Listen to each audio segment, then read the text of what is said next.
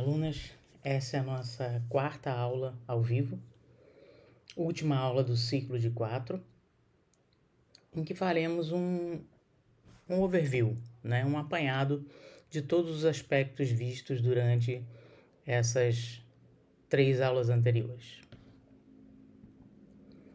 Bom, é difícil pensar em uma grande indústria que não será transformada pela inteligência artificial. Isso inclui saúde, educação, meios de transporte, varejo, comunicações e agricultura. Existem caminhos surpreendentemente claros para a IA fazer uma grande diferença em todas essas indústrias. Isso foi dito por Andrew Ng, que é um cientista da computação e líder global em inteligência artificial. É para a gente pensar que a inteligência artificial está em todas as áreas do conhecimento e da atuação da economia e da vivência moderna.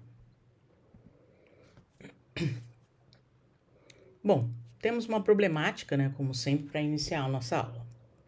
Como podemos analisar de forma sucinta o papel da inteligência artificial através das ferramentas disponíveis à utilização em nossas vidas? Bom, a inteligência artificial ela é dotada de várias ferramentas, dentre elas a rede neural, que a gente viu 2 estudos de caso sobre isso, a rede neural funcionando como a inteligência a produzir um determinado resultado, que no caso era reconhecimento de padrão. A rede neural também foi utilizada como alicerce, como metamodelo, como assistente de um algoritmo evolucionário de classificação e otimização. Temos vários outros aspectos em que a IA é utilizada, como nas árvores de decisão e classificação, em todos os aspectos da sociedade moderna, relacionados à troca de dados por redes sociais, troca de dados por aplicativos de mensagens, por segurança de dados. A IA está bastante presente, reconhecendo padrões e disponibilizando uma possibilidade de atuação para defender os nossos dados, que são tão importantes e que podem ser invadidos. Em resumo, a inteligência artificial tem ferramentas como redes neurais, árvores de decisão. Dentro da IA a gente tem o data mining, o deep learning. São aspectos que nós vamos analisar nesse momento como ferramentas disponíveis para utilização em nossas vidas e que já estão sendo utilizadas em nossas vidas como um todo. Então, técnicas de otimização para processamento. Elas são utilizadas em sistemas de captação de sinal em tempo real e pós-processamento numérico automatizado. Bom, todo o sistema de reconhecimento de padrão, seja na sua parte de treinamento ou na parte de teste, ela precisa de uma análise do sinal, um pré-processamento do sinal. E mesmo, como um dos exemplos que foi dado, necessitou de uma normalização do sinal, para que minimizasse os cálculos e o resultado final fosse adequado ao que a gente deseja. E essas técnicas de otimização, elas permitem reduzir parte da contribuição do nosso entendimento. Ou seja, elas já fazem algo sem que nós precisemos interferir para que o nosso entendimento seja reduzido. Parte do nosso entendimento já esteja no próprio processo ou na técnica de otimização para o processamento. Bom, as etapas de treinamento, né, do modelo de reconhecimento de padrão. Vamos lá.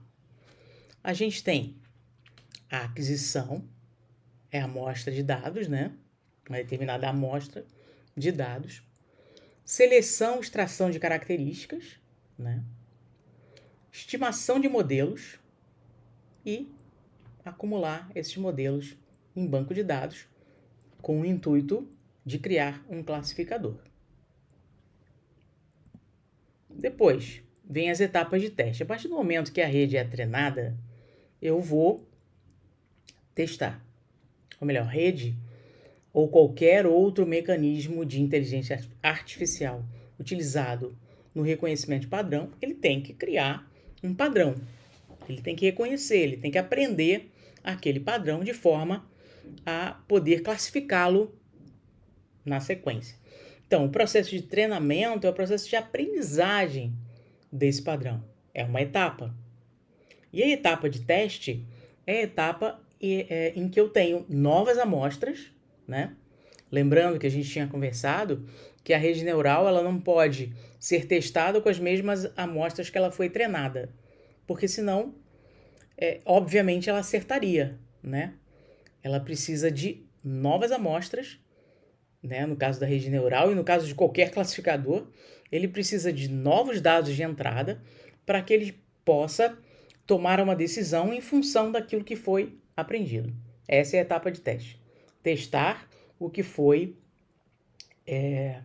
treinado para a produção do classificador, né? Então, aquisição é uma amostra de dados, seleção e extração de características, combinação de padrões e, por fim, a decisão que é o processo de classificação, né? Que combina os padrões e decide. Então, pode-se estimar que serão que nós teremos, né, taxas de erro do sistema, né? Nós teremos taxas de erro relacionadas ao processo de classificação. Porque o treinamento, por mais que ele tenha sido adequado, feito de maneira a que o sistema aprendesse realmente a reconhecer um determinado padrão, sempre existe uma taxa de erro agregada a esse processo. Na hora do teste, a gente vai verificar essas taxas de erro, né? De falsos positivos, falso negativo, verdadeiro positivo e verdadeiro negativo na hora da classificação. Bom, eu resolvi retornar esse exemplo aqui para que eu pudesse exemplificar, ou melhor, pontuar o funcionamento ou a estrutura de processamento da rede neural. Aqui a gente tem uma rede neural, já está no nosso material. Ela tem a camada de entrada, né, os neurônios de entrada, os neurônios da camada oculta e os neurônios da saída. Então, essa rede neural, ela foi treinada para identificar um padrão, ou para classificar um padrão, né? Como é que é esse processo de matemático, né, algorítmico da rede? Bom, nessa entrada aqui, onde eu tenho os neurônios de entrada, eu vou ter cada neurônio de entrada ligado a cada neurônio da camada intermediária ou oculta, né? Através de um peso. Então, esse neurônio aqui vai receber a contribuição desse, multiplicado cada um deles por um valor conhecido como peso sináptico. Esse peso sináptico é aleatório, né? A gente começa com ele, com valor aleatório, e vai minimizando o erro, ou a rede roda tantas vezes no aprendizado para identificar um grupamento de similaridade.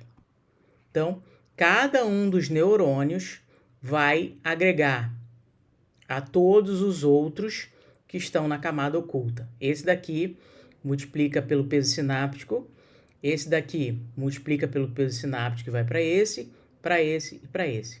Então, todos interagem com todos os neurônios dessa camada oculta, através de multiplicação. O mesmo acontece da camada oculta para a camada de saída, onde a gente tem a ativação, né, matemática também, ou por uma sigmoidal, por uma função logística, né, que pode ser uma sigmoidal, né, normalmente de 0 até 1, né, como a gente também tem no material, lá o exemplo da função sigmoidal, que é uma das funções mais efetivas de ativação no caso de uma rede neural, ok? Então, existe esse processo de multiplicação. Esse neurônio aqui também interage com esse e com esse. Esse da mesma maneira, por multiplicação de um parâmetro chamado de peso sináptico. E eles são iniciados aleatoriamente quando do início do treinamento da rede. Então, ela vai interagindo essa camada com essa através de multiplicação. E a soma do polarizador, do bias, né? E o momento também agregado ao processo, multiplicado pelo processo. Não sei se vocês lembram, mas vou lembrar vocês que eu falei que o momento, em algumas ocasiões, ele pode até ser dispensado ou ele atrapalha o treinamento, como foi o caso da rede neural artificial MLP com algoritmo complexo, em que a presença do momento inviabilizava a finalização do treinamento da rede, tá? Bom, então essa é uma das redes que a gente já tinha colocado para vocês antes, identificando um padrão. Bom, isso aqui é um cachorro, foi classificado como um cachorro. Se eu colocasse essa foto aqui e ele jogasse cachorro, classificou errado. Ou seja, no processo de aprendizado houve um erro em que gerou uma classificação enganosa. Um outro exemplo seria o reconhecimento de caracteres, né? No caso aqui, esse caractere, ele vai reconhecendo em pequenos pedaços, né? E depois padrões maiores, e aí sim, caractere inteiro. Então vamos lá. Aqui a camada de entrada, as camadas ocultas e a camada de saída. Então, o 9 é o caractere a ser reconhecido nesse caso aqui. Recomeçando, né? O 9 foi colocado na entrada. Houve o processo de multiplicação. Ele é particionado em pedaços, né? Em padrões menores. Depois os padrões ficam um pouquinho maiores e até que a gente chega na classificação ou no reconhecimento do 9, né? Por multiplicação e soma, e aqui eu chego no número 9, como a gente vê aqui, ok? Então, esse é o processo de trabalho da rede neural. Eu tenho a camada de entrada, uma ou mais camadas intermediárias e a camada de saída que me classifica, reconhece um caractere, dá um positivo ou um negativo. Bom, em resumo, ela pode ser feita para emula uma função, por exemplo, eu entro com uma função senoidal, a rede aprende a função, né? Ela vai dividindo em pequenos padrões, aprende a função e coloca lá no final uma função senoidal. A rede neural também é utilizada para isso, para duplicar funções, né? Como eu falei para vocês, no caso, né, lá do metamodelo em que a rede neural era utilizada, ela foi utilizada para imitar a função objetivo, né? De forma que ela pudesse ficar menos pesada para os cálculos do algoritmo evolucionário no processo de otimização. Bom, aí a gente tem as aplicações em ambientes computacionais, né, que também estão intimamente ligados à IA. Então, esses dispositivos tecnológicos, né, que vivem em torno de nós, né, estão cada vez mais conectados à nossa vida. Né? Hoje em dia é muito difícil a gente imaginar como viver sem computadores, tablets e celulares e a rede em si, né, fica um pouco difícil, né, de imaginar. A gente tem a internet das coisas, né, que faz uma ligação, inclusive em termos de saúde, né, a gente pode fazer uma aferição jogando esses dados na nuvem, se você quiser, né, ter esse controle e também muitos outros aspectos. É o conceito da computação pervasiva, né? A computação que está em todas as áreas da nossa vida, né? Como uma ferramenta, como algo, como até o cerne da coisa, né? Não só uma ferramenta, mas o núcleo do que a gente vive hoje em dia, em termos de modernidade. Bom, outra aplicação computacional é o reconhecimento facial, por exemplo. Então, os algoritmos executam essa tarefa, eles são treinados exaustivamente para obterem um resultado satisfatório. Por quê? Reconhecimento facial é algo que não é fácil de fazer. Eu preciso de muitos pontos para que eu consiga fazer um reconhecimento satisfatório, ter um reconhecimento que corresponde à realidade. Então, o treino é feito com diversas imagens que possuem faces distintas, né? Bem como imagens que possuem objetos que não são faces, só para dar aquele contraponto e para confundir mesmo o algoritmo, para que ele tenha o discernimento o mais apurado, o mais fino possível.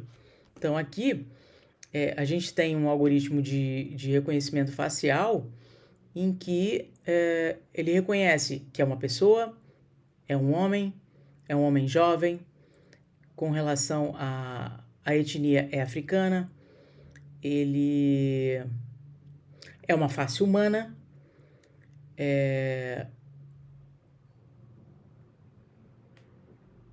em resumo, tem alguns aspectos bem específicos, né? Ele identifica todos os aspectos que relacionam. Não, é um ser humano, é uma face, a etnia, né, de ser de etnia africana, e tudo isso pode ser feito através de um sistema de reconhecimento facial eficiente, eficaz e eficaz. Bom, também em aplicação de ambientes computacionais, a gente tem, né, o que a gente citou, o QR Code, né, que hoje o QR Code é algo bastante utilizado na nossa vida, né? Ele possui uma leitura bidimensional, trabalha com informações no plano vertical e no horizontal, possui padrões de reconhecimento posicional, que são esses 3 pontos aqui nos cantos do código. Acumulam muitos tipos de informação. A gente tem o leitor de código de barras, né, que é algo já mais conhecido, né? Ele captura dados de uma combinação, comparando padrões existentes no banco de dados e exibindo informações na tela do computador, tá? Então, o leitor de código de barras também é uma aplicação em ambiente computacional bastante utilizado. Tanto o QR Code como o leitor de código de barras são muito utilizados no nosso dia a dia. Bom, os principais aliados do reconhecimento de padrão são o Big Data, que é responsável por analisar e tratar uma grande quantidade ou um volume grande e aleatório de informações. A gente tem o Data Mining, que é a mineração de dados, né? esse algoritmo de mineração de dados auxilia no reconhecimento de padrões na tomada de decisões em grandes volumes aleatórios de informações. Ou seja, eu vou minerando os dados de forma a buscar dados necessários para uma determinada função ou um determinado fim, né? E vou agrupando aqueles dados, separando aqueles dados de forma a que eu tenha o que eu necessito daquele banco, né? Ou daquele conjunto de dados aleatórios. O Deep Learning, que é a aprendizagem profunda, né? É um tipo de machine learning, né? É um tipo de aprendizado de máquina, né? Bastante utilizado. O Deep Learning, ele tem várias camadas intermediárias encadeadas que a gente vai falar melhor daqui a pouquinho, né? E é bastante utilizado e tem uma capacidade, uma robustez bastante importante. Então, os conceitos de regressão e árvores de classificação. Bom, a gente sabe que o computador é uma máquina que consegue armazenar históricos com dados organizados e, por meio de aprendizagem de máquina, apresenta saídas com informações praticamente exatas, tá? Se ele for bem alimentado com dados e um sistema computacional bem feito, ele consegue produzir informações praticamente exatas. Então, graças aos processos de regressão e decisão, os sistemas computacionais conseguem buscar dados precisos em sistemas robustos.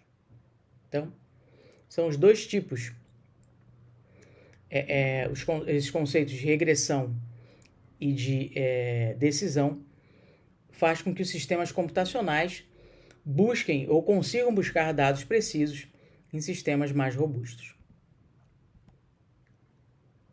Então, a utilização do processo de regressão em problemas do mundo real consiste na classificação dos dados, sejam eles categóricos ou contínuos, né? Categóricos pontuais ou mesmo contínuos. Bom, esses problemas envolvendo dados categóricos são comumente denominados de problemas de classificação, né? São dados pontuais, né? Enquanto que os dados contínuos são denominados problemas de regressão, tá? Então, dados contínuos, eu vou analisá-los por um processo de regressão, vendo o que mais se aproxima de um padrão, né? Um padrão ótimo.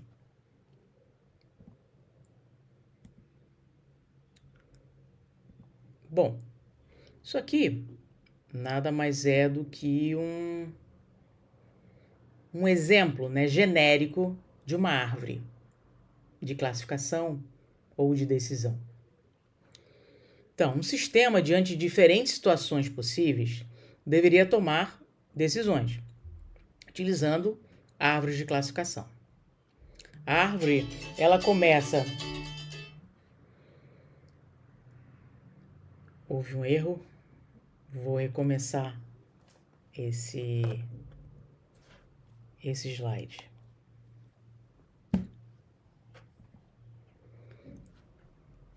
Conceitos de regressão e árvore de classificação.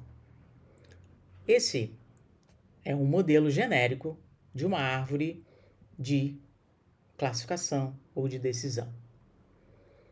Então, um sistema, diante de diferentes situações possíveis, deveria tomar decisões utilizando as árvores de classificação. A árvore ela começa com uma proposição inicial. A partir dessa proposição, ela vai quebrando em várias possibilidades até chegar numa classificação ou numa decisão.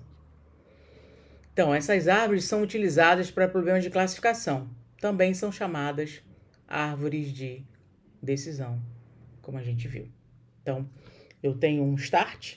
Esse start vai se dividindo em várias proposições e no final eu tenho a classificação ou várias classificações relacionadas ao início.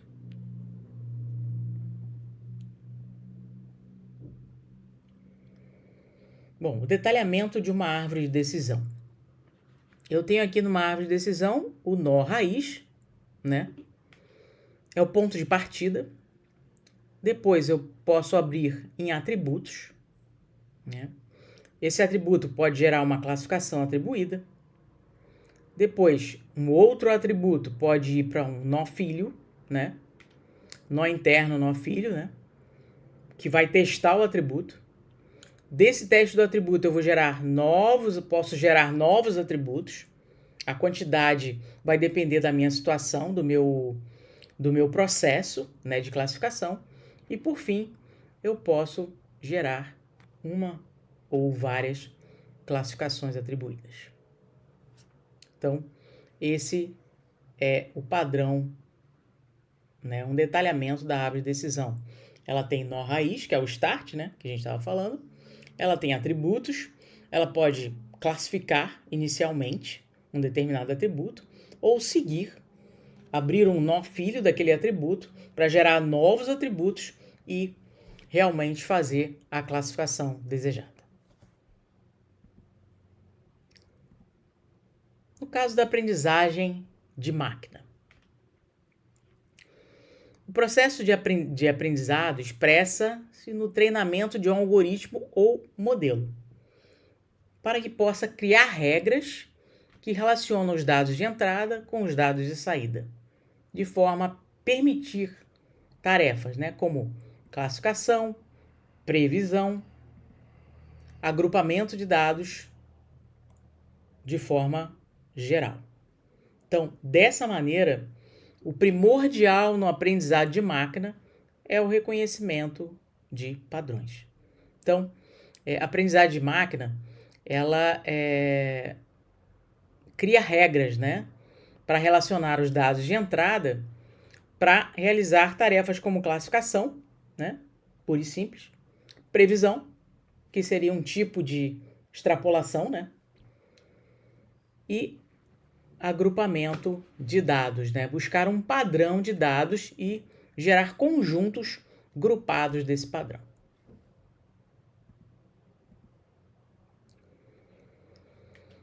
Então, ainda de acordo com Lima, 2020, mesmo com excelente precisão, as redes neurais, especificamente Deep Learning, né, de aprendizado profundo, podem ainda requerer uma duração excessiva na conclusão do seu treinamento. Vai depender do problema que está sendo colocado para a rede, né? Tecnicamente, em termos de inteligência artificial, quando uma nova vulnerabilidade for detectada, deve haver uma nova etapa de aprendizado ou treinamento das RNAs. Ou seja, eu treinei, né? A minha máquina aprendeu, né? E a partir do momento que ela aprendeu, ela gerou um padrão, uma classificação, né? Um processo de classificação ou uma possibilidade de classificar. A partir do momento que eu tenho uma vulnerabilidade no meu aprendizado de máquina, eu vou precisar treinar novamente. Ou uma nova etapa de aprendizado precisa ser feita para que eu tivesse ou melhor, para que eu tenha uma inteligência artificial ou um aprendizado de máquina que esteja dentro daquilo que eu quero que ele realize, ou classifique, ou preveja, tá? Bom, então, sobre o Deep Learning, a gente pode afirmar que a aprendizagem profunda é uma sub-área da aprendizagem de máquina, que investiga técnicas para simular o comportamento do cérebro humano em tarefas como reconhecimento visual, reconhecimento da fala e processamento de linguagem natural. Então, a aprendizagem profunda, ou Deep Learning, é uma sub-área da aprendizagem de máquina, né? Porque, na verdade, existe um aprendizado relacionado, né? Seja ele mais ou menos robusto, é um aprendizado relacionado e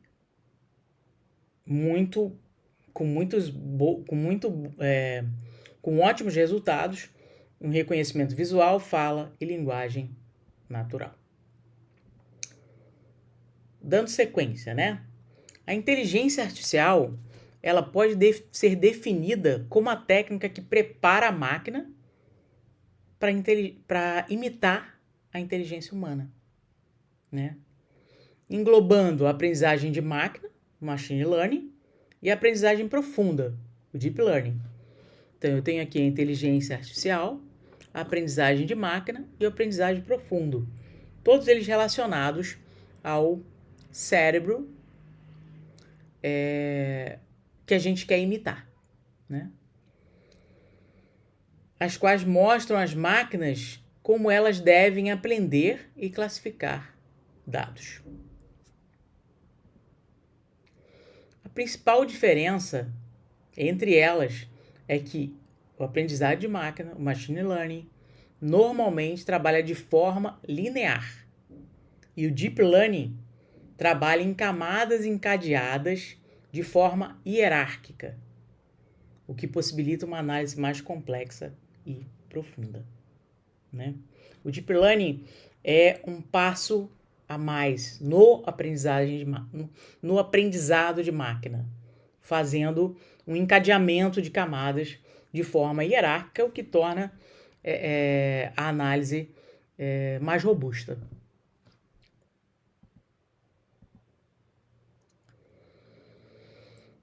Bom, aqui tem um exemplo, né, que está relacionado à tendência, né, ao fluxo de drones, o altos fluxos.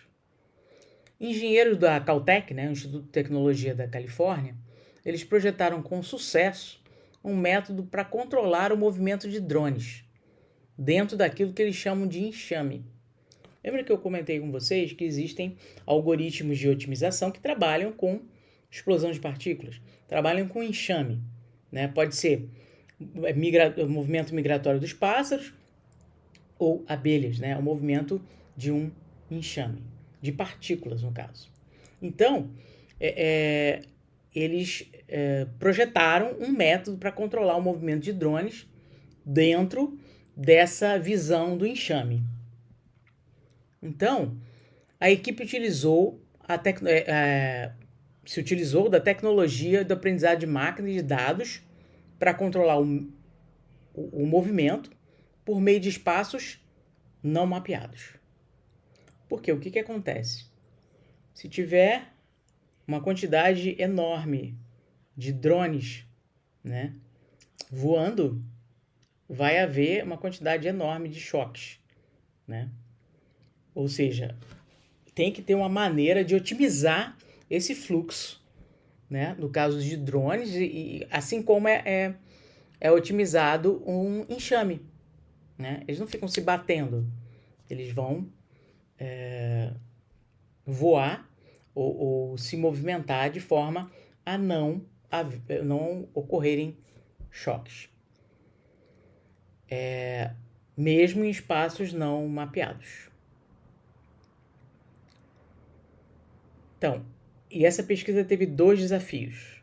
O primeiro foi fazer com que os dispositivos voassem em um novo ambiente pela primeira vez e garantisse que eles não se chocassem. Bom, basta que eu faça ou construa uma estrutura de aprendizado, né, de forma que eles consigam fazer um mapeamento do ambiente, né, de forma a ver a melhor forma de se deslocar e a melhor estrutura de deslocamento, né? E o segundo desafio é em relação aos obstáculos que o cercam. Vários drones em um enxame, né? Porque o drone, ele não é é um enxame vivo, ele é um enxame virtual, é um enxame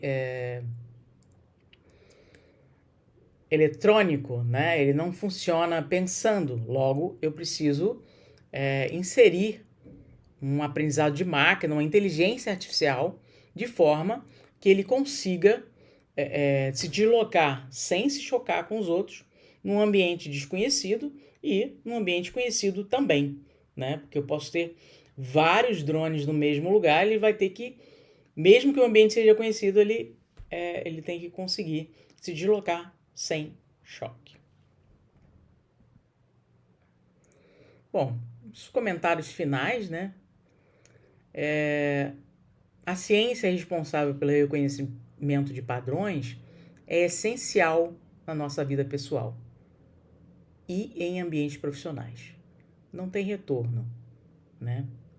A inteligência artificial é algo que veio para ficar, que veio para evoluir cada vez mais, inserindo em vários aspectos, em vários detalhes e ramos da nossa vida e direcionamentos da nossa vida, no sentido de proporcionar uma evolução, não só tecnológica, como social. Claro que tudo que vem para o bem acaba vindo para o mal também, mas aí cabe a nós saber como lidar com as ferramentas. Então, os conhecimentos podem ser aplicados na área como ciência de dados, desenvolvimento de software e segurança de informação. A inteligência artificial ela tem um papel bem importante na segurança de informação, porque ela capta padrões, ela cria, ela reconhece, né, para que ela possa reconhecer um padrão e pontuar que existe um perigo ali, né? E a partir desse momento, nos proteger ou nos alertar. E na área de segurança de informação, quando um caso é periciado, evidências são buscadas através de informações que se repetem, gerando padrões, né? Observados na escrita, frequência de voz e detalhes minuciosos em imagens. Então, resumindo, se é que a gente pode resumir uma área tão diversa e tão complexa e tão grande da tecnologia, que é a inteligência artificial, que é o reconhecimento de padrão, que é basicamente a inteligência artificial pauta o seu conhecimento ou pauta a sua base, coloca a sua base em cima do reconhecimento de padrão, criando conjuntos, reconhecendo conjuntos, identificando padrões, de forma que a gente possa ter benefícios a partir de toda essa estrutura criada. É isso, gente. Essa foi a nossa última aula de reconhecimento de padrão, aula ao vivo, né? Não deixem de assistir às aulas conceituais também. Não deixem de verificar o nosso material através do book, né? E não deixem de tirar dúvidas quando vocês precisarem, ok? Então, terminamos a nossa aula por aqui.